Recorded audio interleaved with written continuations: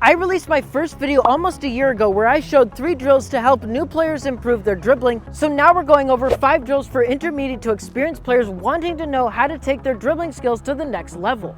These 5 drills will help you hone your touch on the ball, build leg strength, and learn to keep that ball close. Keeping the ball close is one of the most important things you will learn as a dribbler. So many turnovers in soccer happen because a player can't keep the ball close while performing a simple move like a cut, and so an off-ball defender comes in and easily steals the ball away. If you want to learn how to keep the ball on a string like Messi, then you probably shouldn't be watching me, but since you're already here, here's 5 drills that will get you pretty close.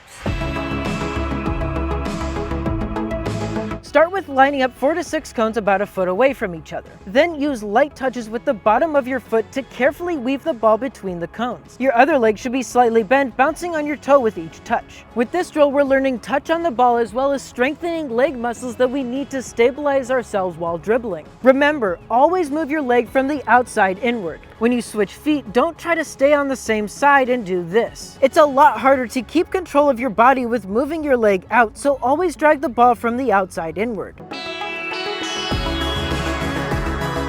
Dragging your foot over the ball is an excellent dribbling technique that you can incorporate into a lot of moves. Start by moving your leg into the ball with your knee raised up and let your foot gently glide over the ball before stepping down to the side. We want to give the ball enough space to roll forward without hitting your foot. You also want to make sure that you're rolling the ball to the side instead of diagonally. To practice this drill properly, you want to touch the ball every time you take a step as a means of keeping that ball close. As you get more comfortable, lift your head up so you can see what's around you as well as the ball at your feet.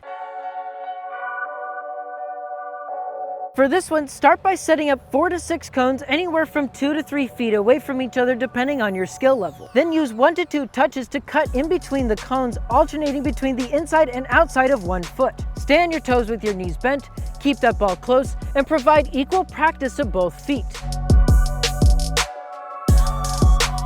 Keep the cones where they are, but now we're doing a dribbling pattern with both feet. The pattern is the same on both feet, but take it slow the first few times so you can get the hang of it. Start with an outside cut and follow it up by using the inside of the same foot to stop the ball once it's through the cones. Like I said, it's now the same process on the other foot. Outside cut, stop with the inside, and repeat. And you'll do this pattern the whole way through the cones and back. Like I said, take it slow at first, but then speed it up as much as you can without losing control of the ball. Now we're taking pieces from the drills we just learned and we're applying them to what I like to call the minefield. The minefield is a cluster of cones with about a foot of space in between each one. And if you want to get the most out of this drill, you're going to have to put a small amount of C4 under each cone that detonates on impact.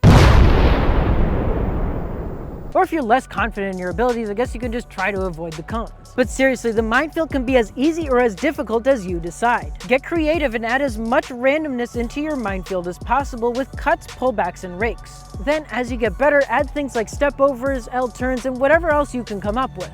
When I first show a client the minefield, they usually end up doing something like this.